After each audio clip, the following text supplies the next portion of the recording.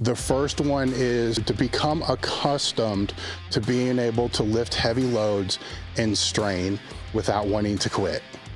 All right, that's one of the biggest benefits. One of the second benefits with that is to be able to just get used to what the heavy loads feel like. So that's the next one there. The third one is teaching yourself to be able to get in. What's going on, guys? We're back with another episode of Table Talk. Today's Table Talk is a little bit different than the past ones that we have had because there's no guest. There's just me babbling about the max effort method. What I want to cover today, guys, is a couple years ago, I did a video / podcast on the conjugate method. And I think we titled it something like making conjugate simple or simple and effective. Then it ended up being like 2.5 hours long explaining the conjugate method. And it was one of our most popular videos. What I've wanted to do since then was to be able to do the same thing with the max effort method, with the dynamic effort method, and with supplemental and accessory exercises. But getting the resources and being able to do videos like this takes a lot of time. And we had other things that we were taking care of with the podcast before that. So before getting into this max effort or the methods of max effort podcast, I want to do a special thank you to Marek Health and Element and First Detachment, you know, the main show sponsors of the podcast, and the crew as well. Because without those resources, I probably wouldn't be doing this video here at all, and the podcast probably wouldn't be here either. So those resources have made it possible to continue the Table Talk podcast, to get it to the point it is now, and also to be able to grow into the future. So if you could, you know, support the sponsors, that would be great. Join the crew would help us a ton. There's a link in the description with the crew. To give you an example of some of the benefits associated with that, with this podcast here, there's a 70-page ebook that we created with this that will go to the crew members, and there will be a point after this podcast to where I'm going to go into the questions that they have about the max effort method, and also how to use the max effort method to overcome their own sticking points. So that will be a second part to the podcast that will be just for the crew members.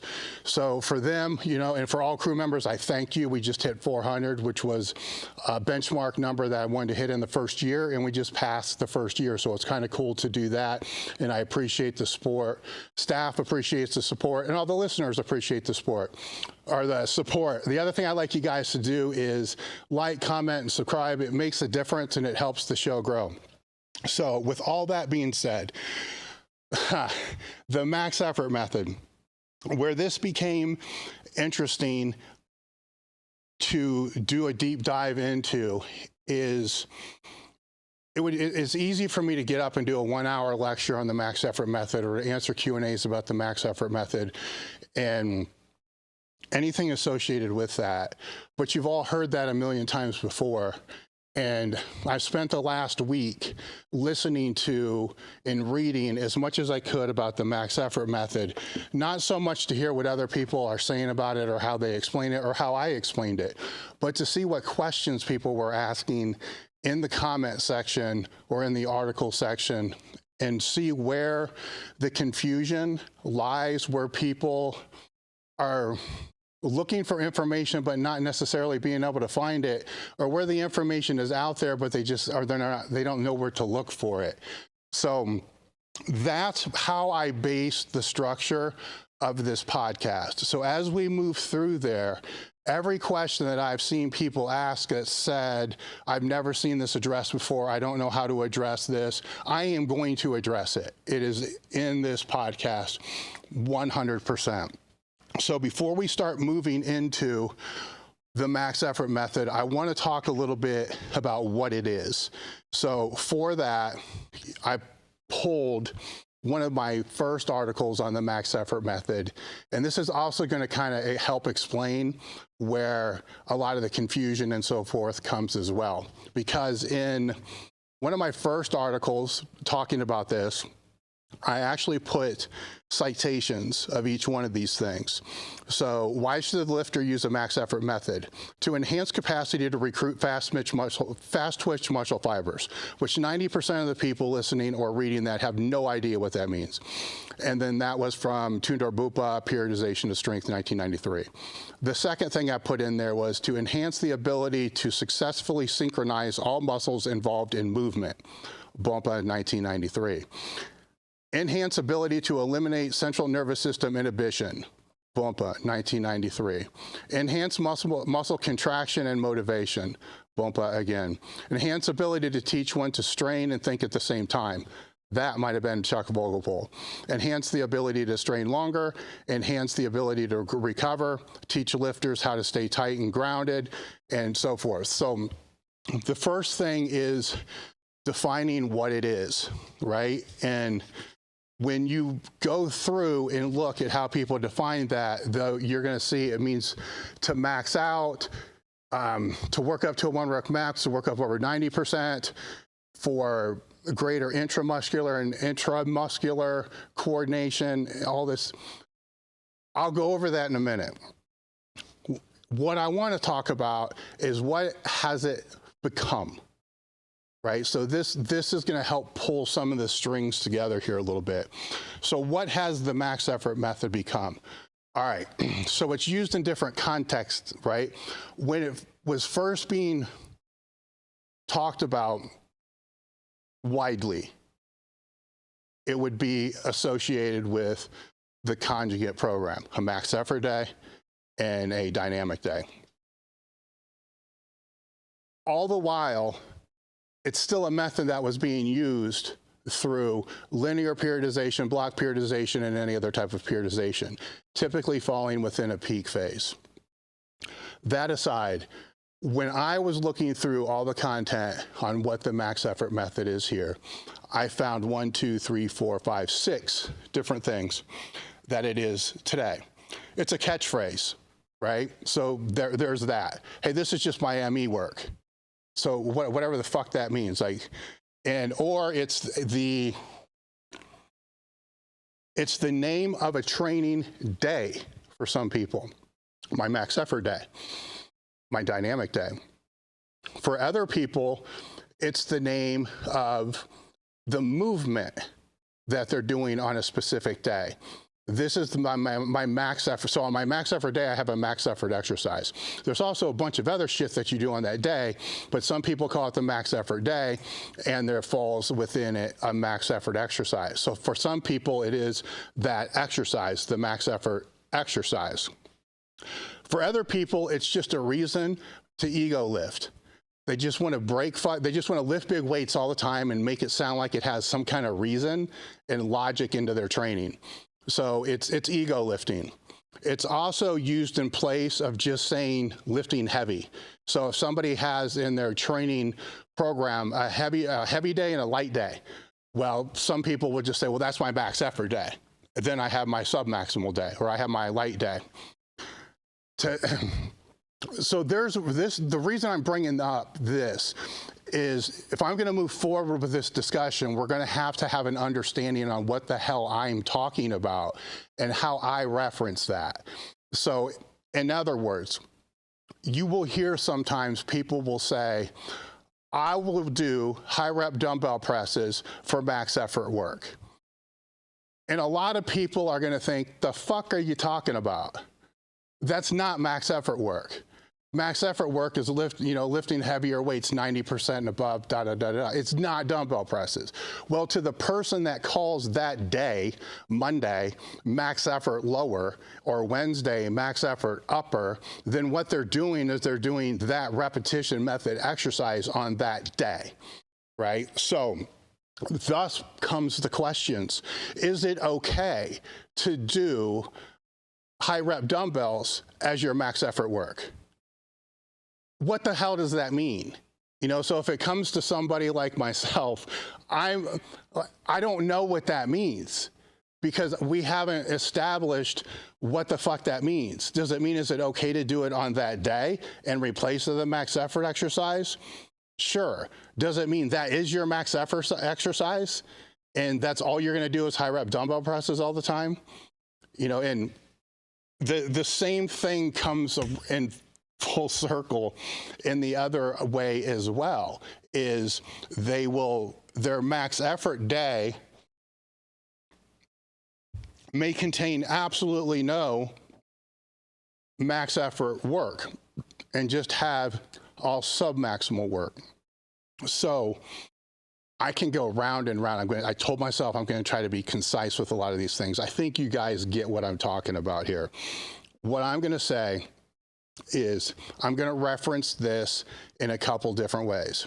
When I'm speaking about the max effort exercise, I am going to say the max effort exercise. If I'm speaking about a day that's dedicated to the max effort movement, I will say that. The reason why this is important is because all training programs that have strength involved with them have max effort work. Some don't have max effort days 52 weeks out of the year. Some have them just in blocks that are associated with the development of maximal strength. So for them, that frequency for that block or that microcycle or that week will be higher than what the frequency will be if somebody is using more of what would be considered a conjugate approach.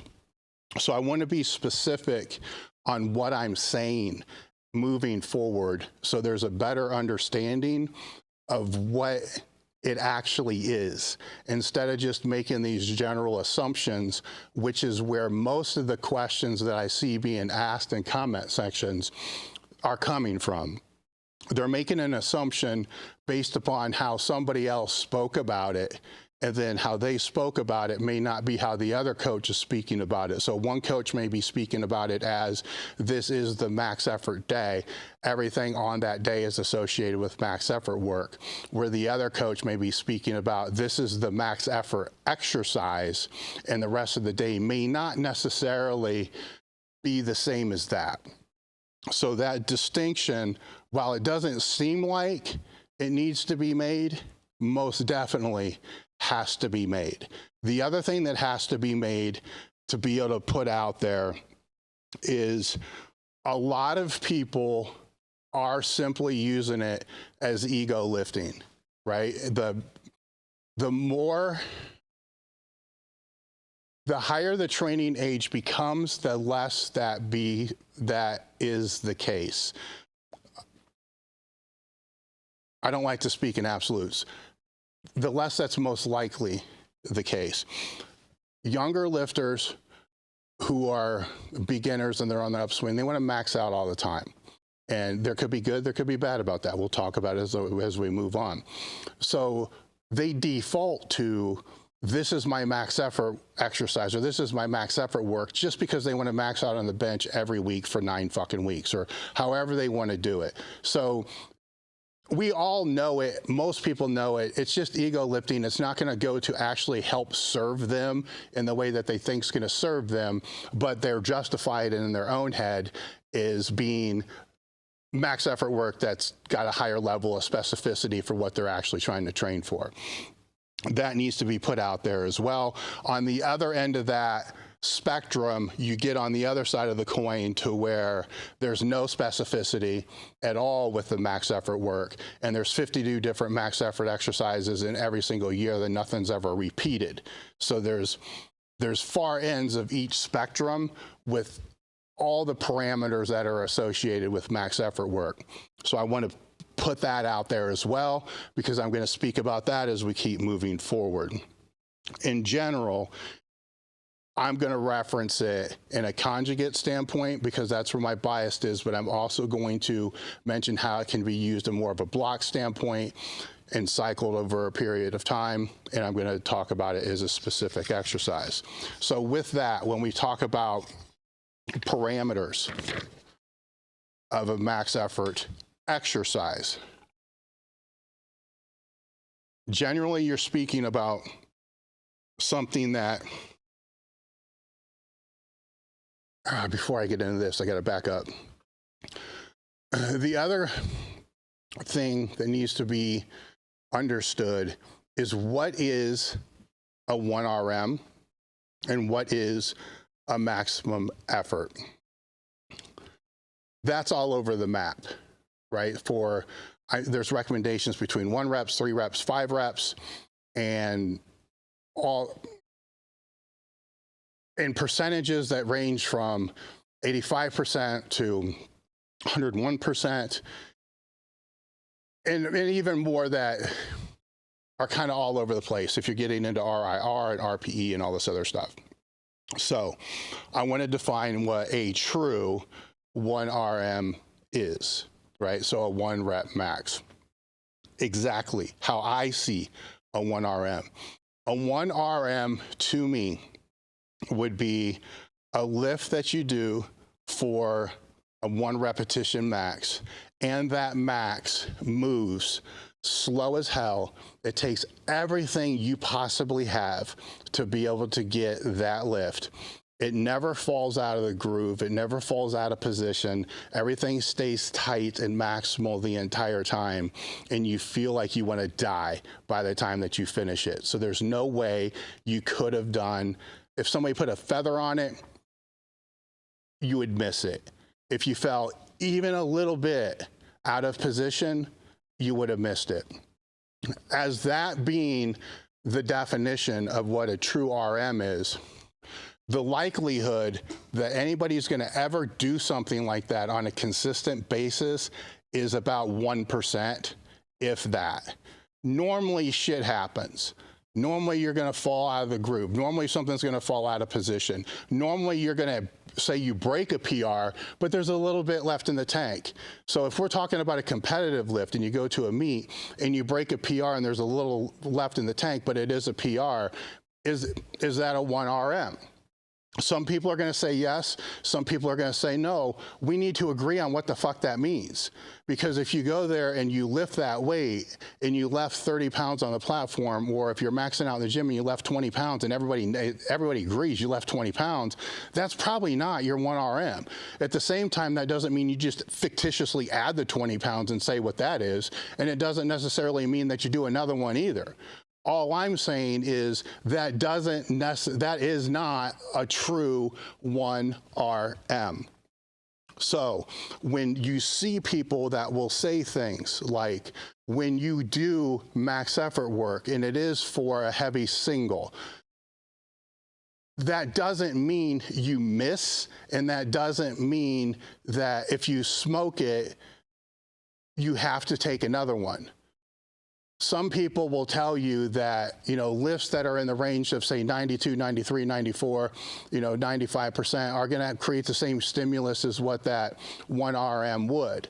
I don't know if I necessarily will agree with that 100%, because the 1 RM is extremely hard to accomplish, for one thing. It's hard to replicate for another thing.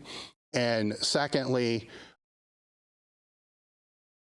it's that there is no secondly. Those two things kind of make it what it is. But I do agree on the fact that for the stimulus that you're trying to achieve for doing the max effort work, that 1 RM isn't necessary, right? So let's answer that question right out of the bat. If it's a PR and you left a little in the tank, that's cool. That's good. Then if there's a ton more left, then you'll do a little bit more. We'll talk about this a little bit later as I keep going through there. But that's fine, right? So that's where the recommendation comes from when people will say 90%, 92%, 93%, or whatever it is fine. That's going to create enough stimulus. And I agree with that 1,000%, because sometimes you can go from that 93% to a 94, 95%, and the person will miss because they're technically going to break down. So it's the stimulus that we're looking to try to achieve with this. So when you get caught up in trying to chase that miraculous 1 RM, then it's not going to happen. First off, it's very, very unlikely. Secondly, you're gonna miss a lot. That's going to be another thing there that negatively can mentally have issues with that. And On the end of that, it's going to beat the shit out of yourself. You know, on the lower end of that, if the other side of that is if it's all you're doing is chasing PRs, which is good, then you're losing the concept of what the exercise is actually being done for. A PR is a side effect, a benefit of whatever that exercise is. But you can do a max effort exercise that could be far off what the PR of that exercise is, and you still accomplish everything that needs to be accomplished for whatever that movement is. So when we're talking about a 1 RM, that's how I'll see that 1 RM. So when I say you're working up to a heavy single, that does not mean that that single has to move like a snail to be able to count. You can actually do that single effectively, have a little bit left in the tank, and that's good. That's fine. You move on. You go on to the next exercise. Now, if it's a complete smoke show, then maybe you do another one. You know, so there's a gauge there. And a lot of people get confused because some will say, you can work up and say they want them to do a heavy single. You can work up to the heavy single, but you know, stop when if in your mind, you should think that you should have done 2, and that's good enough. That's where you should quit. You don't need to go any higher than that.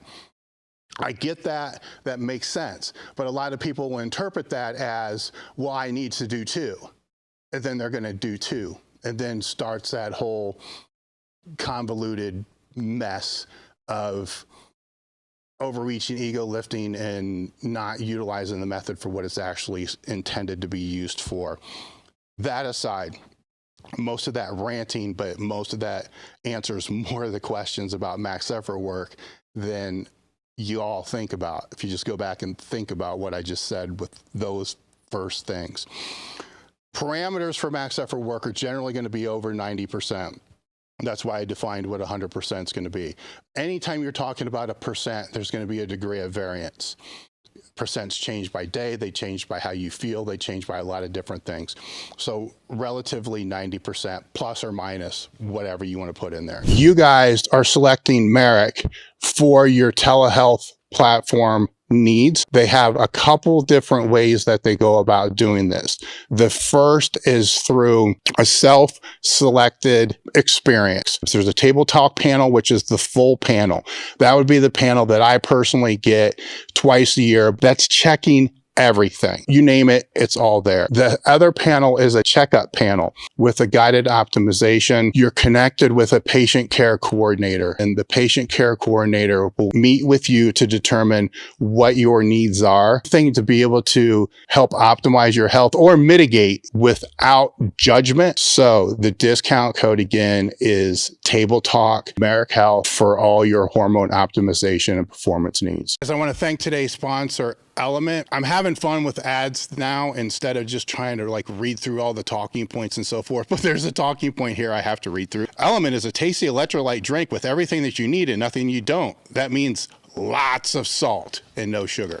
For some reason, that just makes me laugh. I've had and have been in the habit of drinking a half a pack before every leg training session, and all my cramping issues that I had went away because I've always had cramping issues on heavy leg days and leg days especially. Head into our description box and click the link that's there for Element. Or if you're listening to the audio of this, it's drinklmnt.com/table talk. If you're talking through a microcycle, if it's a training day, I'm gonna say the movements should generally be 1. There's caveats here. The general is gonna be 1. If it's more of a conjugate type of approach, then it's gonna be 1 for lower, 1 for upper, each once a week. That'll be it. Sometimes there will be a case for 2. That's it. The caveat there would be that's if we're speaking basic conjugate type training. Now, if you're speaking something that's a different block type of training program, and then there may be a higher frequency of what that's going to be. So there could be 2, potentially 3 over a period of 1 week throughout a block that's considered more of a peaking block. So the one area that creates a lot of confusion is thinking that the max effort method is only associated with conjugate, which it's false. It's associated with all strength periodization. It's just how it's programmed and designed. Warm-up sets would be, anything leading up to that. I'll talk about those a little bit more later. Typical warm-up repetitions for that max effort movement are going to be a little bit lower. I'd rather have somebody do multiple sets of 3s and 5s, and then sets of 8s and 10s, and make big jumps. Smaller jumps, smaller number of repetitions as they work up. When I get into the methods of max effort and how to cycle some of the max effort, I'll get into a little bit more detail about that, but that's a range there too. Number of total max effort sets. People will fall back on Prilepin's table and say it shouldn't be more than 4 total reps over 90%. I fall on the side there of it depends, of course, and it depends upon who the lifter is, what their training age is, and what their training experience is. So a younger lifter whose technique isn't the greatest in the whole world, but it's good enough to be able to do max effort work, we'll get to that later as well, they'll be better to do more sets over that 90%, because I don't truly think that 90% represents what their maximal strength is. Somebody that's more advanced, that's been around, that has a higher training age, that their neuromuscular and intermuscular coordination and all their muscular coordination is better, is going to fall on the lower end of that. So I will say between 1 to 4, but there's always the depends that's going to fall into that range there. The reps 1 to 3, sometimes I can see the point for 5. That depends upon the frequency of how the movement is being rotated. So if a movement is being rotated less frequently, you're changing the max effort exercise every week, then the reps are going to be lower. They're going to be the 1 to 3. If they're going to change on 3-week waves, then I could see a 5 for week 1, a 3 for week 2, a single for week 3, or vice versa. A 1 for week 1, a 3 for week 2, a 5 for week 3. I'll explain the differences with that as we move on. There's a lot of shit to talk about. I'm just trying to give the best overview before moving forward here, because what this all depends on when it comes to the, it depends on what you're using the method for. So when I get into program considerations, I'll dig a little bit deeper into that. But the basic parameters are what we're talking about here. So 90% and above, yes. There's not going to be a whole lot of sets over the 90%. There's not going to be a lot of reps that are over the 90%. The rest periods are going to be a little bit longer. You're going to rest as long as you need to be able to do the next set. The frequency is going to be low. It's not going to be a lot of frequency during the week. There's not going to be multiple frequency in a training day, with exceptions. And the movement rotation is going to be somewhere between a 1 to 3. It can be longer, and some of the things that I'll show you later are longer. It can be longer, and it will fall into there. The biggest example of how it could be longer is get out of the conjugate mode, and you can deal with mesocycles that people could run 2 4 to 6 week mesocycles with a deload in between that, a small deload in between that, and pull out 9 weeks of the same movement in that rep range of 1 to 3 in the 90% range. So it's the method is not tied to one fucking type of paradigm or one type of training program that it falls in. So if people understand that, then I think their understanding of the method becomes way more clear than trying to understand how a method falls within one methodology and only that one methodology. What they need to understand is what the method is, what are the parameters associated with the method, which I just went over, then what are the benefits and what are the negatives. So when we get into the benefits, you got the intra and intramuscular coordination. So let's just say with that, your body becomes better at being able to stabilize heavier weights internally and externally. So with that, I'm not just talking your basics to coordination of being able to be stable, not twist, fall side to side and stuff like that. I'm talking about, how your body is working as a whole to be able to move that force and to be able to move that weight. So that coordinated synchronization to be able to move that weight over that space that movement is in is developed using maximal strength methods. It's also developed using other methods, but for heavier weights, it's going to be developed using heavier weights. You've heard people say that. If you want to lift big weights, you need to lift big weights. If you want to lift heavy, you need to be able to lift heavy weights. The negative that's associated with, well, I'll get into that. But anyhow, there's negatives that are associated with that, but there's no doubt in anybody's mind that you have to be able to use those weights to be able to develop that type of coordination. There's also going to be a little bit of a reduction in CNS stimulation. Today's episode is brought to you by First Detachment. Are you looking for a supplement brand that truly understands hardworking athletes? Look no further than First Detachment. I have known Justin Harris for pretty close to 2 decades. And if there's anybody that I trust with nutritional and supplement needs, it's Justin Harris. While I love all of their products, I'd suggest that you check out the Field Rations and WTH first. Go to www.firstdetachment.com and use the code TableTalk10 to save 10% off each order. The link is in the description. I don't like using CNS as a description, because the more I keep having and speaking to people and talking more and more about CNS, I realize 2 things. Everybody thinks they're a fucking expert in it, and they'll also at the same time say we only know about 5% of what the CNS actually does. So what the fuck does that mean? So I like to just not talk about it and just like to talk about the fact that you're coordinating yourself to be able to synchronize, to be able to move the weights better. The maximal time under tension threshold will be increased. So by that, how long can you strain with a weight, and what is that specificity? What do you need that specificity to be? So if it takes you 8 seconds, to pull a maximal deadlift, and you've only ever trained the ability to be able to pull and strain for 4, and then all of a sudden 5, 6, 7, and 8 can become problems for you.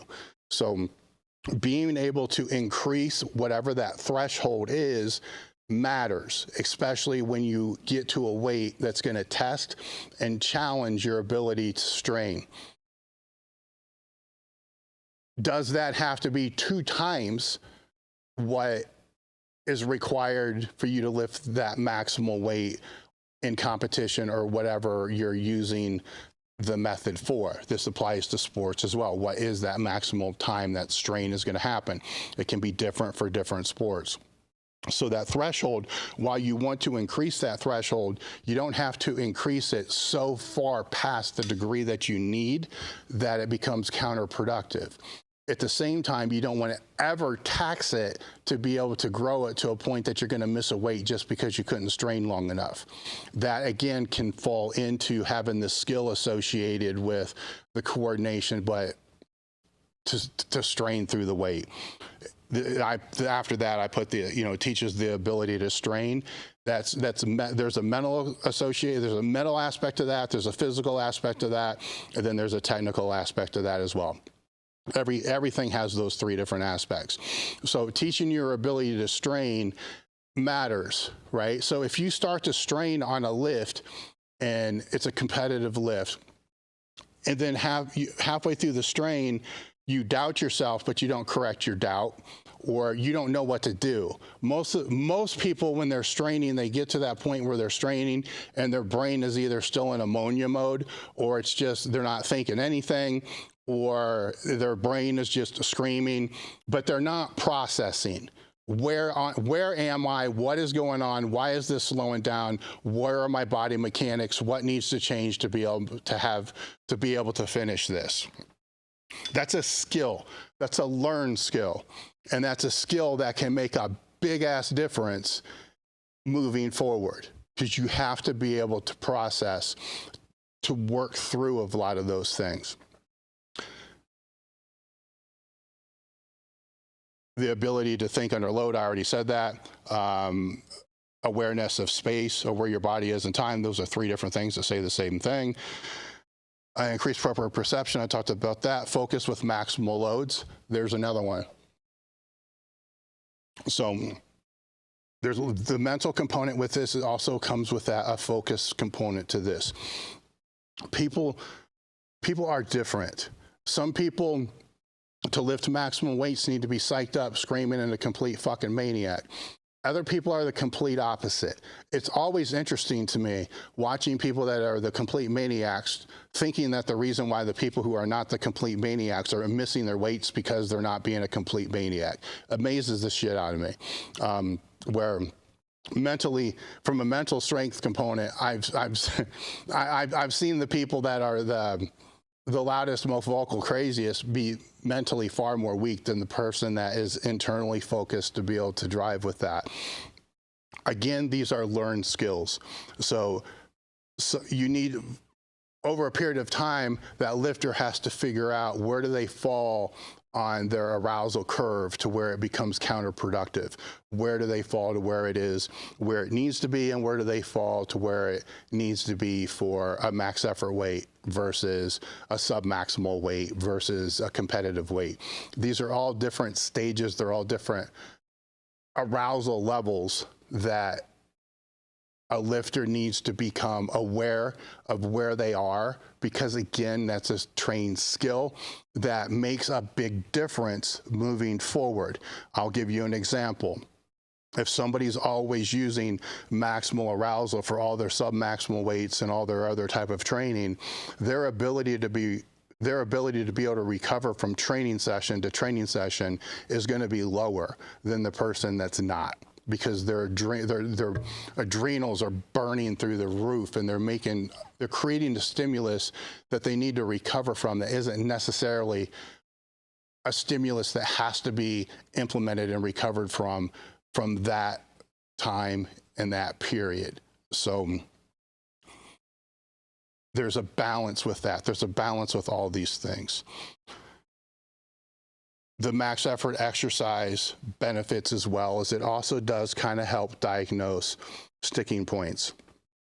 I'm going to talk about that on the back half of this for the crewcast section of the podcast, is how to use the max effort exercise to overcome sticking points. That would make this a very long podcast for one thing, and it's going to be specific to their sticking points too, which is great for them, but it may not apply to you because your sticking points are always going to be different. I'm just going to put it out there that it is a tool to help diagnose where your sticking points are and how to overcome them. It's not necessarily going to be the tool that should be used to overcome the sticking point, but it's definitely a tool that can be used to help diagnose where it is. Negatives associated with the max effort method is recovery can be challenging. So anytime you lift 90% weights, anytime you lift heavy weights that are singles or triples, recovery is going to be a problem. That's recovery not just from training cycle to from training day to training day to training day, but recovery from what's happening on the rest of the program downstream from that first exercise that you're doing. So it impacts recovery in all directions. Injury is obviously a negative. If you're throwing exercises in that you're not proficient at, if there's technical breakdown that goes too far, anytime you're lifting bigger weights, the chance of injury is going to increase. The only caveat that I will put out there, if somebody is extremely advanced and it's what they've been doing for decades, then the injury rate, in my opinion, from what I've seen, will be less than them doing submaximal heavy 5s and 8s. But those are very, very rare individuals, and there may be a handful of them that are actually listening to this now.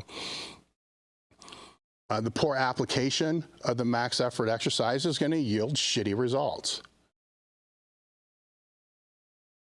That would be true with any method, but especially with the max effort method, because the recovery demands, the balance is way higher, that the ability for people to fuck it up and make it harder to recover and have lack of progress is very high.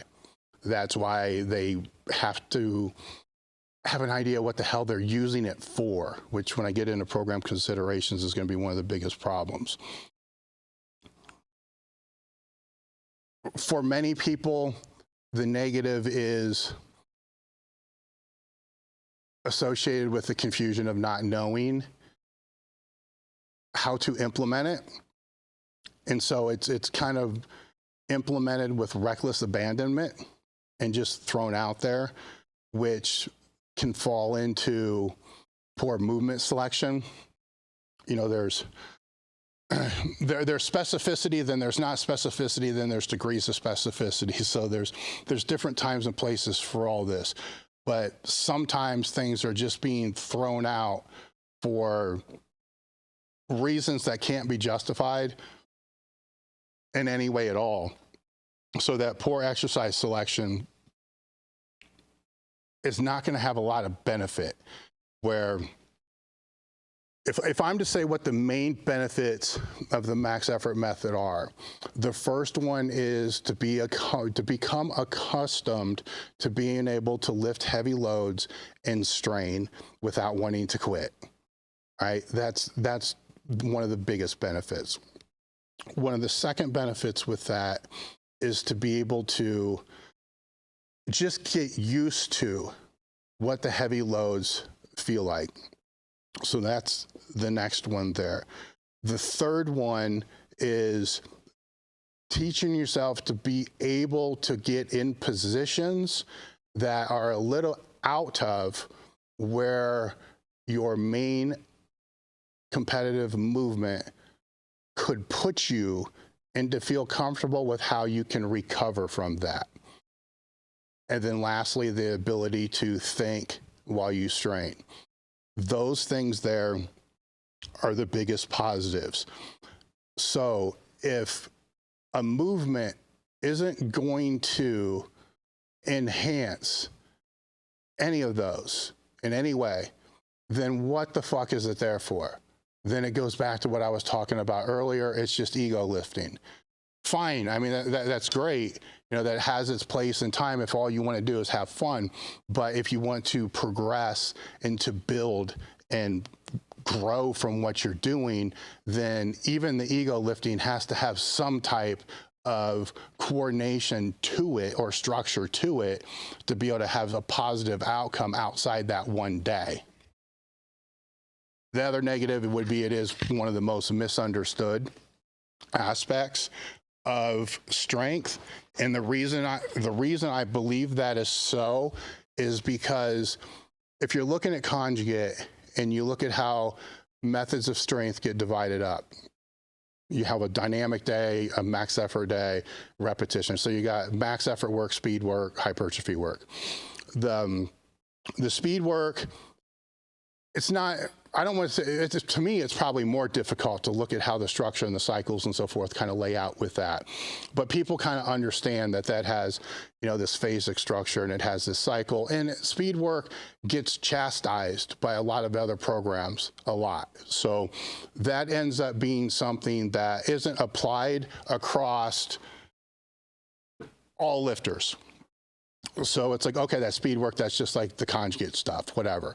You know, maybe athletes are going to throw it in there for some type of mesocycle or maybe even a block if there's multiple mesocycles stacked together for that. But outside of that, that's really not that. Then the repetition method, the hypertrophy work kind of falls there. So like the max effort work ends up being like the ugly stepchild. So when it's the ugly stepchild, and then the way a lot of people are defining it is, oh, it doesn't fucking matter, just go max out. Well, then it becomes, you know, it becomes this thing that is very hard for people to understand, very hard for them to grasp, and it becomes basically a clusterfuck is what I'm trying to find a better word to say with that. But it becomes very confusing. So with that, people start looking for answers to questions without even knowing what questions to ask, which is kind of one of the reasons why I'm doing this podcast, is to be able to help formulate what those things are going to be with that. But the other two are either eliminated from a program. You know, the hypertrophy work's usually lower tiered work in all strength programs. Some programs it's really not in there at all. The dynamic work for most programs probably isn't going to be in there at all. So now you're left with the max effort work. So then the max effort work, which ends up being associated with all programs, ends up being defined in almost an infinite number of ways on what's right, what's wrong, that doesn't work, this does work. That's bullshit, that's not bullshit, without ever any context really being applied to that. So that's one of the negatives associated with it, is people have a lot of questions without a lot of answers, because context isn't usually part of, I don't want to say that. Context isn't usually part of how they're seeing the content that they're looking at. So if they're looking at somebody's content who's speaking about maximal strength methods or strength block or peak blocks and stuff like that, they need to know in their own head what context, what framework of periodization is this being worked from. And then that helps better lie what that max effort type of training is, than how it's going to play out in that program. It's going to play out over a longer term. It's going to play out over longer, more frequency of the same movement over longer mesocycles or over longer phases. So these things that a lot of people take for granted when they're creating content, myself included, you know, do ill to the people that are trying to figure out what the hell this means, because we assume they know the context to which it's being applied and where it's coming from. And that's not the case. Program considerations. The Swiss Symposium 2023. Yes, we are bringing this back to Columbus again. The date is October 20 and 21, Columbus, Ohio. Hilton, it's the same location it was last year. If you head over to the website, there's a big banner that links directly to Swiss. There's also a link in the description box so you can see who the presenters are as we are booking them for the symposium. The symposium's been going on for 20 years. It's, in my opinion, probably a little biased, but in my opinion, one of the best symposiums when it comes to strength and conditioning, sport medicine, therapy, physical therapy. Right now, the admission is 38% off or 48% off. Don't know, I'm not looking, I'm just kind of looking at the camera right now, but it's the early bird rate. That rate is until July 1st. So now is the best time for you to sign up. When you go to register, there's 3 different ways that you can register for the symposium. There's the general admission, which gets you into all the different lectures that you want to go to. The caveat is there's 3 or 4 lectures going on at the same time. So the second option allows you to purchase the videos of all the lectures for you to be able to watch at a later time. So that allows you and gives you access to everybody that's presenting if there's 2 people presenting at the same time that you would really like to see. The format that those are in is, it's a streaming service. So it's if you've ever purchased a training course from anybody before, it's very similar to that. So you log in and then there's all the presentations that are there. You just click, you watch, you stream. It's how it works. The third option is the VIP option. And included in that is the Sunday after the symposium. A limited number of people will be coming out to our gym, the S5 compound at Elite FTS, with a handful, maybe a little bit more of the presenters that are there, just to train, to hang out, have some barbecue, have a good time. And that again is limited on the attendance. It's already 50% sold out, or 50% of the spots left, depending on how you want to look at it. Go to the link in the description. We'll have more information about the Swiss throughout the podcast as we move forward. We have a lot of the presenters booked for the podcast, so we'll be talking more about it. We'll see you there. As I want to call out the limited edition apparel, the link is in the description. As I've spoken about before. The limited edition apparel is apparel that I basically come up with. So some of the designs suck, some of them not so much. It's a weird thing. The ones that I think are going to do really well usually don't. The ones I think aren't going to do really well do really well. Either way, they're all limited runs, so it changes, you know, every single month. But all limited edition items are tri-blend material with, you know, the cut that everybody wants now that's a little bit tighter on their arms so they can show off how big their fucking arms are. The limited edition items directly support the podcast. So head over, pick up your shirt today. Could be a hoodie, could be shorts. We got these ball hugger shorts right now, which I would never wear, but I was told they were super popular. But you know what? They were wrong because they're still sitting there and I probably should discount them right now. Anyhow, if you want to see the discount on the ball hugger shorts, head over to the limited edition apparel, link in the description box. All right, guys, we're back. I wanted to take a break because it was a nice place to make a cut because it's getting into the next section, which is the program considerations. And it's actually the next section of the ebook as well. So it's going to make it easier when we put things in there. It also gave me time to quickly glance at the live chat and see what is being said there. And the one thing about the reps is going to be addressed here. You know, and because this is where it always goes. Like, well, 3 is max effort, 5 is max effort, 1's max effort. If it's 90%, 3's definitely max effort. There's always people that have their statements, their opinions, and facts or whatever they want to be able to call out there. So when you're looking at the program considerations, why is it being used? So there's the first thing that has to be considered. So if it's a max effort exercise that's being implemented into the training program, why? That has to be answered because that why determines, is 5 okay? Is 3 okay? Is 1 okay? Is none okay? Is it even necessary? Why is it there? You know, well, it's there just because, you know, the training program says it has to be there. For what? What purpose does it serve being there? Because when you have to auto-regulate whatever training that you're doing, especially when you're talking about a max effort type exercise, that's critical.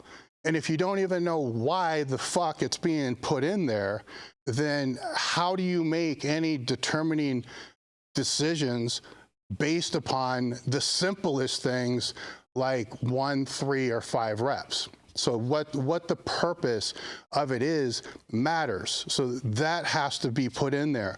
When I list these next considerations, these are all things that have to be taken into consideration to why that movement is there, why that day is there, what exercise is actually being used, what rep ranges are being used for that exercise, what is the cycling of that exercise, what is the frequency of that exercise.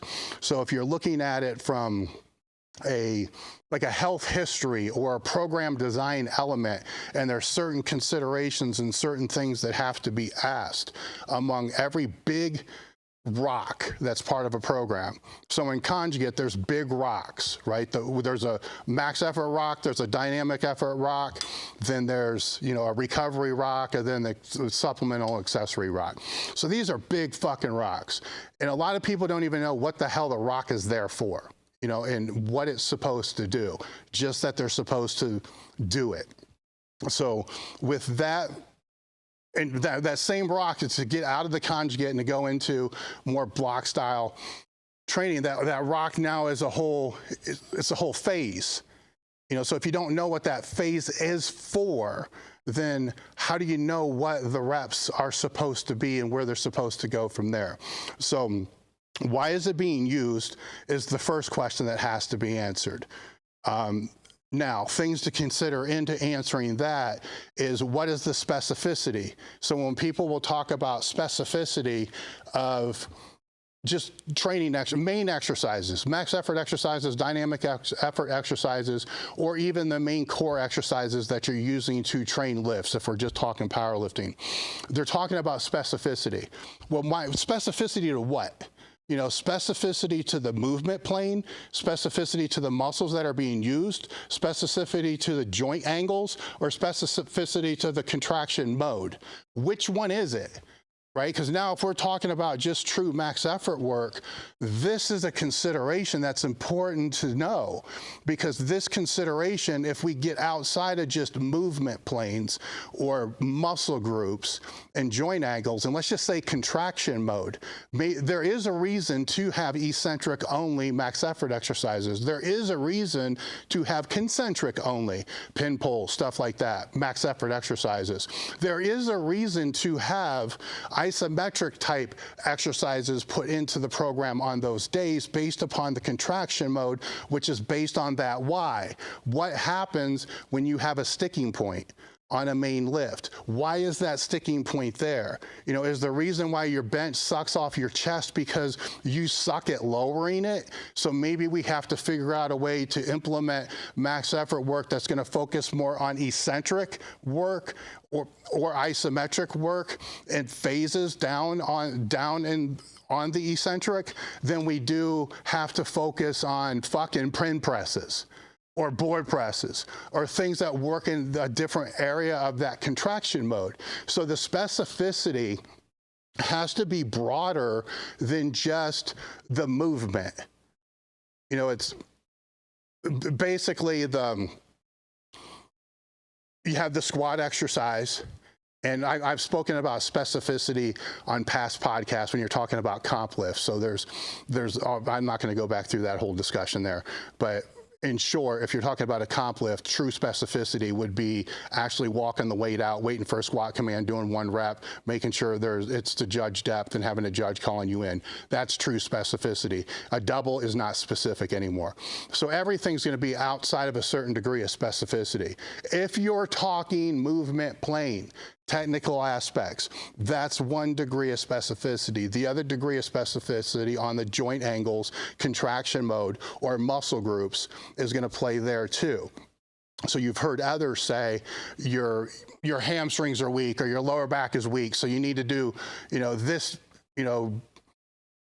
good mornings is a max effort exercise because that's what's holding you back because your lower back sucks, okay? So that's more muscle group exercise specific, muscle group specificity. In a way, I can say it is kind of movement specificity, kinda, but once you get out in front and bend over too much, that specificity decreases quite a bit. So then the specificity is more falling on a muscle group. So you have to determine which is it that this max exercise is being selected for. Is it the muscle group? Is it the movement plane? Is it the contraction mode? Falls back onto what is the weakness of the actual fucking movement that you're trying to build,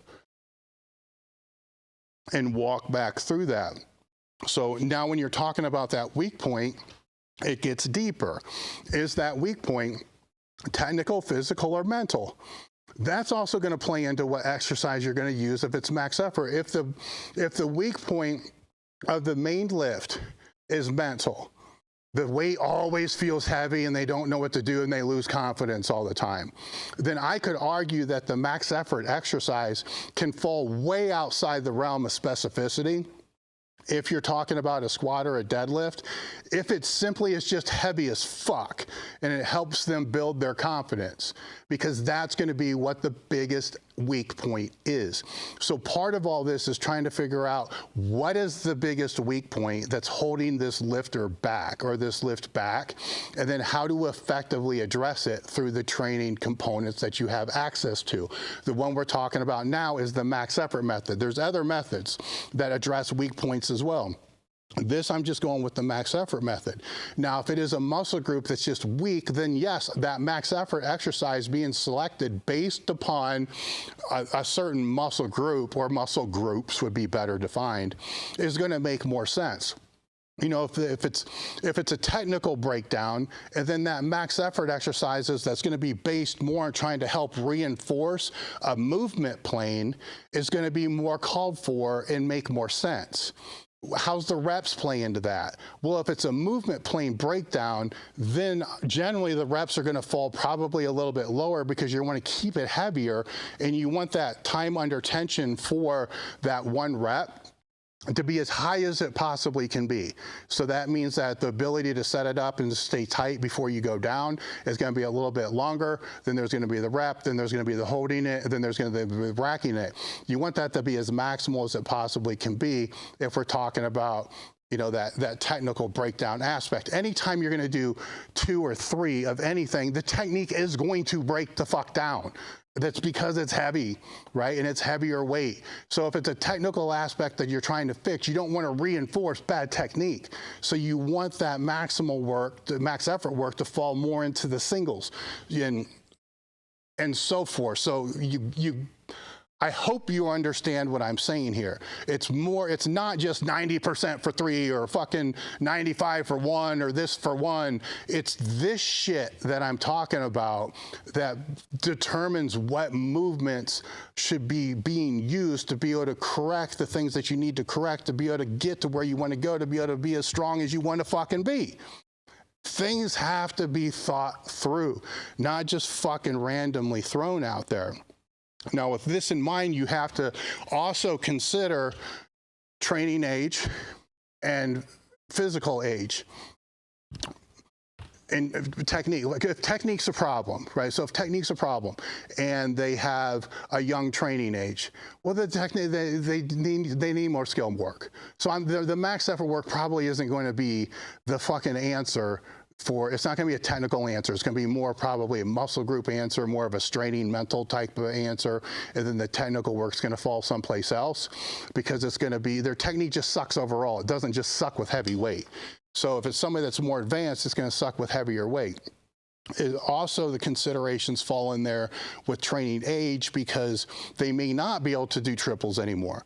They may not be able to do 5s anymore because the risk-benefit ratio goes too high. It's safer for them just to do singles. So that's a consideration that has to fall in there. Frequency needs to fall in there. So I already talked about the frequency on how it can fall into different training programs as far as higher frequency programs versus conjugate programs. The frequency also does play into how it's going to fall into a conjugate program as well, because there's a training week, there's training weeks, there's training phases, and then there's like meet prep phases, then like an annual phase, right? That's an easy way to say certain phases of training. The better way to define that is to say your training week, which is typically 7 days for most people. But I put this out there because some people will use that training week over 8 days. So that training week is a microcycle. Then after that microcycle, you know, you're looking at basically a mesocycle, which if I'm to lay it out in a conjugate bias type of thing, that's going to be a 3-week block with a 4th week alternate. So the 4th week could be either a deload or it's just going to roll into whatever the next one is. But in my brain, it's typically 3 weeks with a potential 1-week transition. And then if I tie together several mesocycles together, so say in my case, it's a squat that I do this with. If I tie together 3 squat waves together, that is a block. It's not a macro cycle for me, it's a block. And then there may be 3 or 4 of those blocks over that entire macro cycle. So it's one way that I kind of physically structure max effort work that I do to repeat through and to move through that whole thing. So frequency for me over the period of a mesocycle or that 3-week phase is going to be different than the frequency over the block. Because I said there could be potential 1-week transitions that are going to fall within there. So we could be talking about best case scenario 9 weeks. We could be talking about another case scenario to where it's 12, right? So the frequency could fall between 9 and 12 max effort stimuluses over that period of time. So frequency isn't just a per week thing as people think, as most people think. It's depending upon how much you want to structure and think about it, the frequency needs to be thought a little bit longer out. The choice of exercise also matters. You know, that goes back to what I was talking about earlier. Like, what is the sticking point, mini max issue component that you're trying to actually develop here. The choice of exercise is going to be selected based upon what attribute you're trying to develop. I put in their order of exercise, and that's only because sometimes there are cases where people will do 2 max effort exercises in one day. You know, if it's more of a beginner or an intermediate, or if it's time compressed, they're putting 2 workouts into one, then that order of the exercise is going to matter as well. There's both ways they have to be considered. I can make an argument for both ways. I can make an argument of doing the hardest one first because it's the hardest one. I can also make the argument of do the one that's not as hard first because it's going to serve as a better primer and a better warm up for the hardest one. What makes the decision on if it's A or B? That's the lifter. Who is this lifter? Do they need that primer to be able to get ready, or do they not need that lifter to get ready? What is their strength endurance? Are they going to be able to even pull this off in the first place? If I don't know if they're even going to be able to pull it off in the first place, you bet your ass the less taxing one's going to be second. So these considerations are called considerations for a reason, because they need to be considered. Volume and workload of that max exercise, that matters as well, especially if you're going to talk about how you're physically structuring them and how they're going to lay out. So one max effort day of one movement the same movement be done this 2 twins can do the same movement. It can be done completely different. One can use very little warm-ups and get to the top weight really fast. The other one can do a lot of sets, a lot of jumps, and get up there a little bit slower. One's going to have a higher work capacity than what with the other. Not the person. The work capacity of the one scenario is going to be higher than the work capacity of the second scenario. Why choose A or B? It falls back on who is the lifter, what is their current work capacity, is their work capacity something that has to be increased, is the work capacity in a period of time that's looking to increase it, then what has been the consistency of how the warm-up has been going and the work capacity up to this point. Ego lifting max effort stuff, what they do is they start just making bigger jumps. So they have more at the end for the biggest weight.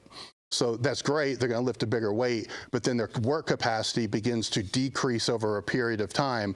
And then the main thing that they're trying to get stronger ends up getting weaker because their base got weaker because their work capacity fell, but they don't understand why in the fuck it fell because all their max effort exercises got stronger. So these are considerations. They're things that have to be thought about. Rest periods as well. The rest periods is usually the easiest out of all these because it's very rare that you're going to do like max effort cluster sets or something like that. So the rest periods are typically going to be as long as what's needed to be able to get the next set or be able to do the next set to be able to move forward. My point with these program considerations, and I'm going to list them again, and I'm going to list them slow, is they have to be thought about. So why is the movement being used? Specificity to what? Movement planes, muscles, joint angles, contraction mode. Weak point. The weak point of what? Is it a physical weak point, a mental weak point, a technical weak point? Experience, age, and training age. Injury history. So what is their injury history? And if they don't have an injury history, what are the most common injuries associated with the sport that's being trained and developed? Frequency, microcycle, mesocycle, block, macrocycle. I could put out there, quadrennial, but forget it. Movements per day, the movements per day over micro, meso, etc. So the choice of exercise based upon above, order of exercise based upon above, volume and workload, and the rest. These program considerations, these are the questions you should be asking us, not how many reps, 1 to 3. You should be asking questions with context specific to what these are, because this is where your answers lie. You know, this is where the second part of this podcast for the crew, I'm going to go into with their specific sticking points. These are the things that matter. You know, so when people make content online, we're trying to make content with a very small window of context. And then when I try to put something out that's educational like this, you know, it's long-winded because that's what I am, but there's a lot of considerations that fall into there, and I'm probably forgetting some, to be completely honest. There's probably some on here that I'm not even thinking about that, you know, if another coach knows and it's glaring, please post it in the comments so it's there. But these things are where the questions should be generated from anybody on any strength journey. Next, I'm going to move into frequently asked questions. Let me put this under the crew stuff. All right, how do you warm up for your max effort day? Okay. Interesting question. Because are we talking about the day or are we talking about the exercise? You see where this is why I stuck these in this ebook that's going to go to these guys, is what exactly is it, right? So I'm going to answer for both. You know, it's whatever your normal warm-up is your normal warm-up. You know, that is what it is. So it's when you're talking about the warm-up for the actual max effort exercise that you're going to do, then the considerations we already talked about. Where do you want the work capacity to be? You know, is this ego lifting to where you just want to work up and max out, get a PR? Then there's probably not going to be as many warm-ups that you would typically have. You know, if you're trying to develop this work capacity and the strength component, then I would put in as many work sets as you possibly can. Not work sets, but as many warm-up sets as you possibly can. The smallest jumps that you possibly can. I'm not saying 10-pound jumps, but long. You know, so everybody wants a magic number. Like, is it 5 sets? Is it 10 sets? Well, I don't know. Do you squat 600 pounds or 200 pounds? It makes a difference. You know, so 5% jumps, 10% jumps, whatever it's going to be, start with general guidelines that I've always put out there. Start with the bar, and if the bar feels like the bar, then make your next jump. You know, it might be 95 pounds. For some people, it might be 65 pounds. Some people, it's usually 65 or 95. Jumping a plate would probably be a lot, even for strongest people, but they do. So we'll say that. So that would, then whatever that next jump is, if it's 95 pounds, if the first set it don't feel like 95 pounds, it feels like 135 or some shit like that, then do it again. 3 to 5s would be a good place for warm-up sets on a max effort day. And then as you work up and the weight begins to feel like you need to be more stable, even though you should be trying to get stable with every set that you do, because that's part of what you're doing this for. But there becomes a way, even if you're trying to be stable with the bar or 95 pounds, it's not really enough weight to, if it's on a squat or a bench, it's not enough weight to really ground you to really get tight. When you get to a weight to where you feel like the weight's enough to ground you, that you can start to really get tight, that's when I would start taking wiser jumps to kind of milk the work capacity that's going to be between whatever that percentage is going to fall, 60, 80%, whatever it's going to be, and get the triples through there. There's a balance that you want to find. You want to find that balance that you're able to get good, decent work out of this without so much of a fatigue stimulus that it's going to have a giant impact on what that top end is going to be, but it's definitely going to have some impact on that top end. So once you get there and the triples start to feel harder, then you can take them into singles if that is what you have programmed. You may have this exercise programmed over a 2-week, 3-week, or a 5-week wave. There are questions later on why, what should you do? I'm going to fall back onto the considerations.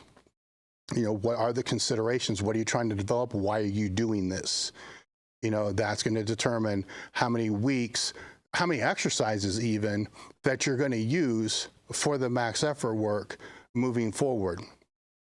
There's not a golden rule of have no more than 5 max effort exercises, or you need 20 max effort exercises, or this, or this, or this reps, or this reps. The golden rule is what are you trying to build, and what are the considerations that have to be made to determine how you're going to go about building what you want to build. So let's take it back to what this is all being done for. You know, what is the reason? Why is it being done? Let's take it back to that and use that to answer those questions moving forward, because your likelihood of having a more probable outcome increases compared to just throwing shit against the wall. So the warm-ups, though, is if it's 5s or if it's 3s, if it's 1s, that's not going to make that much difference. You know, you want to be able to build some degree of work capacity in the warm-up, as well as priming and warming yourself up to be able to get there. FAQ, next one. Should you use competition lifts as max effort exercises? Let's fall back to the considerations again. This is why I put that out there. Are you training conjugate? Let's just assume that you're not training conjugate, and that you're just using more of a block or a linear type approach, and then you're using a model that's going to be, you know, peaking through 2 blocks before whenever the competition is. Why? You're not going to, yes, you need to use your competition lifts, because that's how you're going to peak for the competition. Now, let's say it's more of a conjugate type of program, and where out of the 2 days, out of the max effort of the dynamic day, which of the 2 days is the primary focus for the individual going to be based upon building technique and building, you know, that main movement? What is the purpose of that max effort day? Is the purpose of that max effort day technical? Is the purpose technical because they're having breakdowns that are associated with the weight throughout that technique? Then yes, the best answer for that is going to be the competition lift. You know, are there problems with their mini max or their sticking point more muscle group related, or more related to muscle tension contraction mode? Then no, it's probably going to be a variant of that. So even that all aside, if it's straight conjugate and you're moving through a training macro cycle, you're moving through, you know, an annual plan towards a competition, the closer you get towards that competition, the more technical specificity should be brought into what the training is. The further away the technical specificity can be. So that can bring up the actual programming consideration of, well, I know the last 6 or 8 weeks are, most of that max effort work's going to fall more along building that technical weak point with the maximal weights. So outside of that, I'm going to use most of those max effort training sessions to work on the muscular weak points or the contraction weak points. So there's that as well. So the answer is, can they be used? Yes, but what are the considerations, what are the weak points, and then what best is going to address those weak points? And, again, who is the person, what's the injury history, all those other things there. Some people, it can work the opposite. If it's, I'll use the same case but go another direction. So now let's say, it's a younger lifter that likes to max out all the time, and they're using their max effort day, and all they ever want to do is the comp lifts and just max out all the time. Well, we all know over a period of time that's going to work really well, and then it's going to suck, and then it's going to downgrade, and they're going to burn out, and it's not going to have a good outcome. The outcome's probably going to be them leaving the sport and never coming back to it again, because they're going to realize real quick that these PRs that they're making so fast, they don't happen like this for as long as what they would like them to happen for. But then all they've ever done are those movements.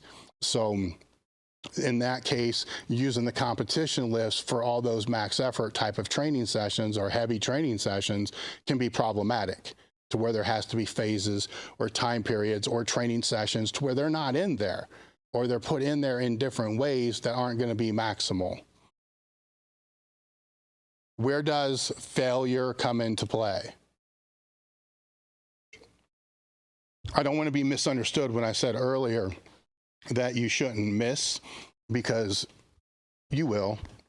And we've all heard the stories of people that miss 13 times and they come back and get it on their 14th. And it's all, aspirational and cool to hear those stories and all that. And that has its place. And I can also make the argument that, if it's a lifter and it's a competitive lifter, they need to learn how to miss. There's a skill associated with learning how to miss. There's a skill associated with learning how to miss and how to come back and get a weight, versus learning how to miss and just giving up on yourself. Now, to intentionally train for it, I have a problem with that. If bad days, things like that, those things happen, then that's fine. But failure on max effort stuff shouldn't be a desired outcome. Is it going to happen here and there? Yes. Use your considerations, use your brain, and decide what you want to do after the miss. Like, why did you miss? A lot of times these misses, and especially the technical breakdowns, become opportunities for you to be able to see where there could be mechanical, structural, technical weak points. And it's different when you're looking at max effort exercises, because they're variants of main movements, but a lot of times you can see similarities amongst the variants that are going to show the same muscular weak points or ability to get the right leverage weak point, technical type of things that happen with heavier weights. So that's a benefit of the max effort stuff, is to be able to see what that is and to be able to ride that edge a little bit, to be able to see where it is, to actually push to purposely find it or purposely miss is creating a state that's going to be harder to recover from. So one important aspect that I overlooked is the recovery aspect. When it is a max effort exercise or max effort day, let's go with both. If it's a max effort exercise, your ability to recover from a weight that could be a PR for you for that movement, and you hit it pretty good, and maybe you got one more lap, but you'd rather, it's cool. You're good with it. It did everything on your checklist of considerations it was supposed to do. It's going to be easier for you to recover from that come that next dynamic day, that max effort day, and what's coming down the pipe, than it is if you do another one and either miss or basically strain your balls off to the point that your head explodes and your testicles end up on the floor and your ball sack ends up under the reverse hyper. And if that is the case, then those considerations moving forward most likely are going to have to be altered. So the things that you do after that miss or after that strain on that movement, just for that training day, may have to cease or greatly be reduced to be able to allow for the recovery that's going to come for the next dynamic day or the next week. If it was hard enough, then recovery modalities may need to be introduced on the next day off, you know, contrast, steam, sauna, shit like that, anything active recovery, anything to be able to help recover because of that, to stay on track, you know, so it puts you in a compromised position because of that. So looking back at your considerations, is that compromised position a positive outcome or a negative outcome? Because if it's a positive outcome, that's cool. That's going to help you move towards where you want to go, where the ultimate goal is. If it's a negative one, and then you have to find ways to be able to circumvent and to recover so you can stay on point with what the rest of the program is, then it could potentially be a negative one. But there is an edge. There's definitely an edge there. So one of the questions earlier was kind of about recovery. You know, having the recovery modalities that can help, that's what the recovery modalities are for, is for when those slips happen, you know, then that's what they're for. If you don't want to put them in if they're not required, you know, it's the goal of training is to be able to recover from session to session to session. The goal of a recovery modality is if you fuck that up and you have to somehow or another find a way to expedite and recover a little bit faster from session to session. The goal of the recovery modality isn't to go in as a training means to be able to train at this higher level, because it doesn't work like that. Because eventually you're gonna get to a point where you're gonna have all those recovery modalities and then you're gonna slip and then you have nothing to be able to help recover. And now it's basically, I don't want to say a complete overreaching state, but now you got an uphill climb that's going to be a motherfucker that wasn't necessary.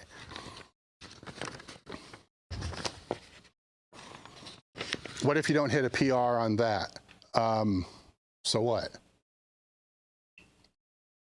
Out of all the things that I talked about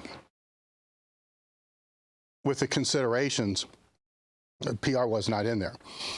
You know, so if it's all about breaking a PR, but it's not about the considerations that are going to make you stronger to be able to go where you want to go, to be as strong as you want to be, then your PRs don't mean a fucking thing.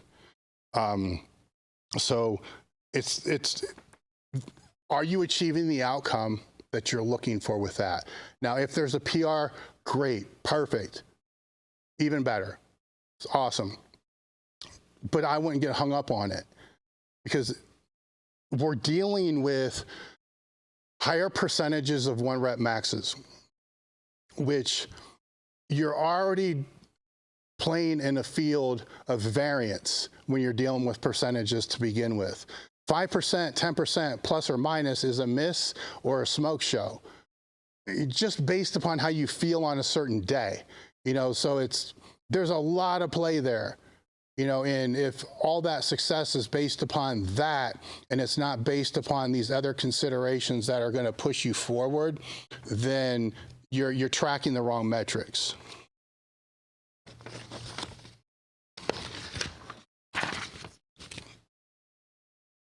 Still on the frequently asked questions. All right, so now we get into top 5.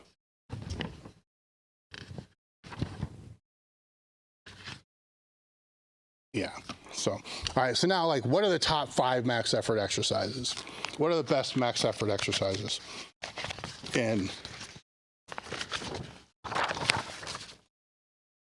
what you have access to, how's that?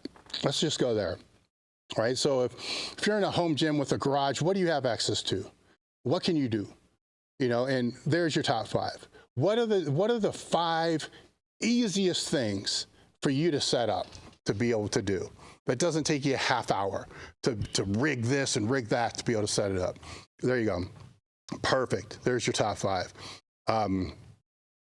you're talking about, there's no magic max effort exercise, right? There's the considerations that we were talking about. Then there's exercises that can fall within those considerations of different sticking points and so forth that fall into there. I'll rip through some here in a minute, but that doesn't mean that there are these magic max effort exercises. Let's assume that there's no considerations, that it's just conjugate. This shit's way too fucking complicated. Dave, shut up. I didn't know there was this. It's not this. You're making this way too complicated. It's way more simple than that. Cool, fine, I get it. Pick 5 exercises, max out. You know, do that route. If for those people that it's not that complicated and it's super simple, then they shouldn't be asking what are the best max effort exercises. They should understand, you know, the considerations with that. The hang up gets where somebody will see somebody else do a certain exercise, and it may look unique and conjugate as fuck or whatever you want to say, and they think, man, that's why I'm not as strong as what I should be. I need to be doing that. And then that becomes their internal excuse on why they suck. It has nothing to do with that. You know, I came to Westside when I came there, and it was, you know, full conjugate. We had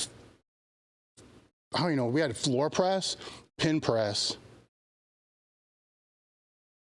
We didn't even have board press yet. It was pin press, floor press, and close grip incline press, and close grip bench press. That was it. There was none of the other shit. I mean, just rotated through those things. They had different grips, different pin heights. I mean, you can get a lot of different stimulus out of that based upon changing grips, you know, changing pins, you know, and shit like that, where it doesn't have to be this endless list of conjugate as fuck exercises to be able to create the variance. You know, why do they fit in there? Why are they in there? And some of them is, from my observation, most of the people that really like to train conjugate like variety. They don't do really well with certainty. They like chaos, they like variety, and so they like the ability. They would go fucking absolutely insane if they had to do a Chico type program, or a program that had very little variety and it was the same thing all over the place. They would fucking quit within 2 weeks because that's not their personality type. And there's something to be said for having training modalities that are going to match people's personality type. So if you have somebody that likes great degree of variability and variety, then they're going to spend fucking time coming up with some, you know, crazy different type of max effort exercise to be able to address whatever the consideration is that they're looking to address. Normally when you see that, if it is some whacked exercise with bands pulling forward or something doing that, then you ask them what they're doing it for. They're going to tell you, and you're going to see it falls into one of those considerations that I was talking about. Now, there'll be other people that are going to be doing it, and they're going to say, well, because so-and-so does it. So you got to find who's doing it at the grassroots to be able to see why it was put in there, or think, you know, for yourself, how can I add these things to add this greater stimulus to be able to go in there with different methods of max effort. And now I'm getting to the point where my brain is kind of dying, and I don't know if I already said these or didn't say these. So I'm going to say them again. And if I already said them, then I apologize. But for some reason, I don't think I did. So if you're dealing with the contraction types, you know what I did when I was talking about the contraction types, but I didn't go into each one individually.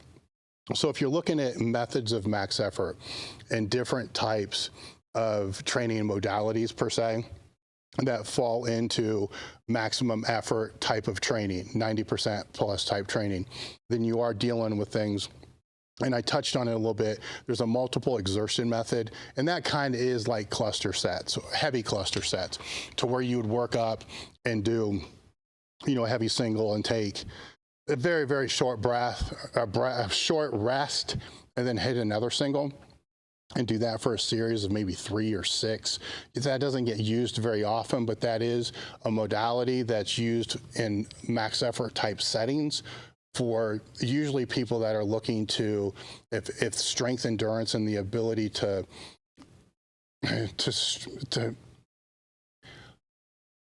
strain over time can have some application, but it's not the greatest compared to other ones, which is kind of why you don't hear that one a whole lot.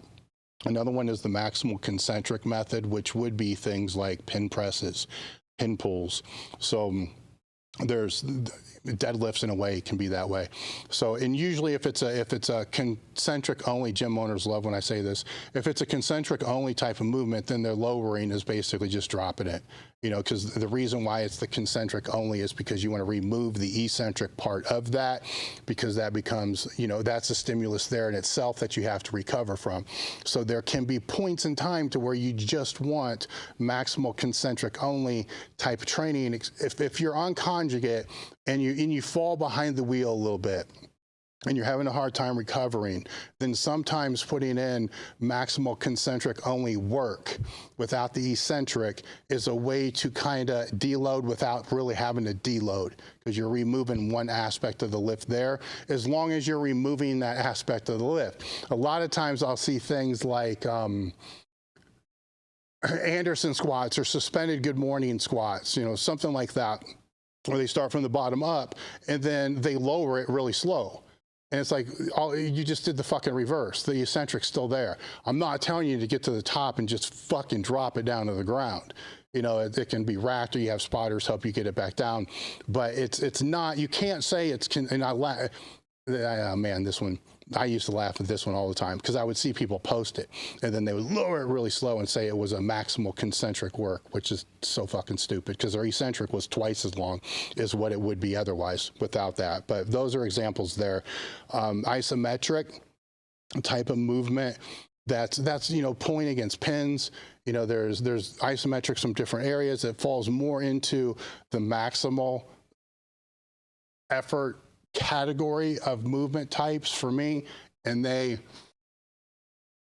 different applications for that is, you know, some people use it if they suck pulling off of the floor. You know, one of the answers to that is deficit pulls. Another answer to that is, you know, pulling against pins from an area that's just a little bit above where your problem is coming off of the floor, because the isometrics are going to work within plus or minus certain degrees from wherever that bar is. So I like to favor working the strongest part of those certain degrees. And then, because that's where you're going to have usually a better leverage and be in a better position to apply more force. And that's going to be a little bit better to recover from. So there's different applications for when you would put something like that in there. The maximal eccentric method is, you know, just, there's different ways to go about applying that. You know, weight releasers can apply to that because they pop off, but there still is some concentric, but it's mostly eccentric. There's, you know, lowering, stuff like that. So these are movements that fall into that maximum range. There's force reps, but I don't look at force reps the way old school force reps are, because fuck that. I don't trust anybody to be able to do that right. Where that really kind of falls into more reverse band work. If the band's only helping enough to be able to get you through wherever that one little sticking point's going to be, then it is kind of like a maximal force rep for that. Circummaximal methods, which is, you know, the band tension going against the band tension, and then yielding or holding. So that's just, you know, holding weight in certain spots falls more into that maximal side as well. These different principles, if it's the exertion method, the concentric method, the isometric method, eccentric method, force reps, restricted reps, circummax, yielding or holding, those go into and factor into those considerations. If the considerations are what is the sticking point, what are the technical issues with the sticking point, how can that be addressed, what are the mental issues, how can that be addressed, all these things play into, well, what is that max effort exercise going to be, or what is that group of max effort exercises going to be? Because most of the time you're not miraculously going to fix whatever that sticking point is in one session.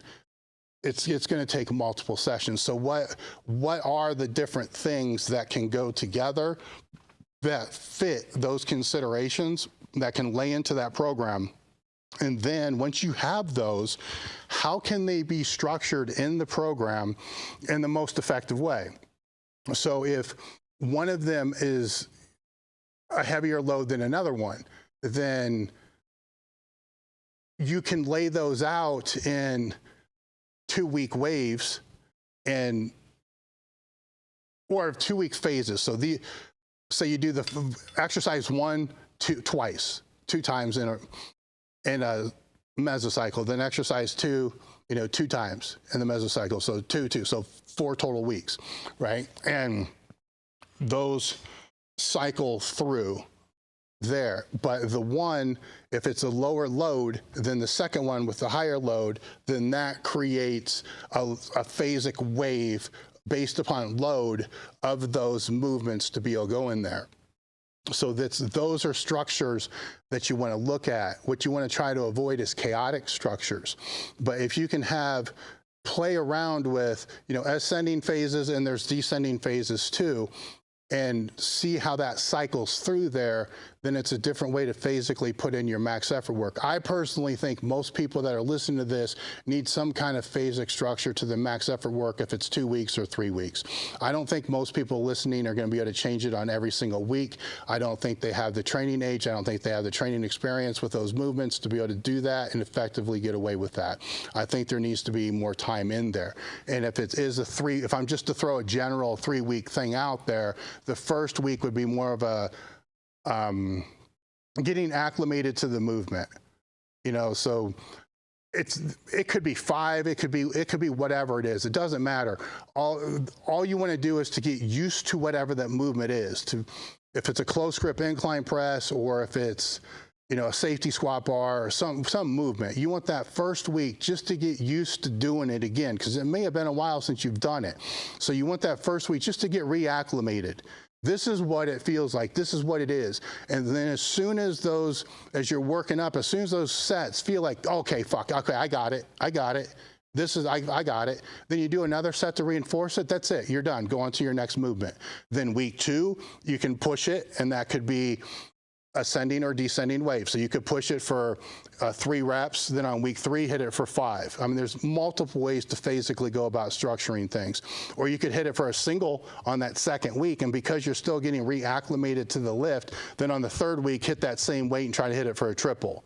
There's endless ways to be able to go about physically structuring how to lay these movements out. And to push the crew again, and the book here, there's like 40 different cycles that are in there to be able to wave through the whole thing. Some people like longer waves. I've seen people use 6-week waves to be able to put in there. Again, it all falls back onto what are the considerations and what are the best things to be able to do to fulfill those considerations in the best way that they can be filled. With that, guys, that's kind of the methods of max effort. I'm going to pause here. We're going to stop, and then I'm going to come back for the crew-only podcast, and I'm going to go into all the questions they had and do a deep dive into their sticking points and go over the ebook that we did for them. I thank you guys for listening. Like, subscribe, leave a review, join the crew. Anything between 4-week-long mesocycle and an 8-week-long mesocycle, and that includes 1 week baked into each at the end for deloading, seems to be generally a good idea for muscle growth. Nutrition is probably more important for the hypertrophy if I'm looking at the strength athlete, because if they go through that phase that they're supposed to go through that they don't go through, but then when they do go through, they don't go through it effectively,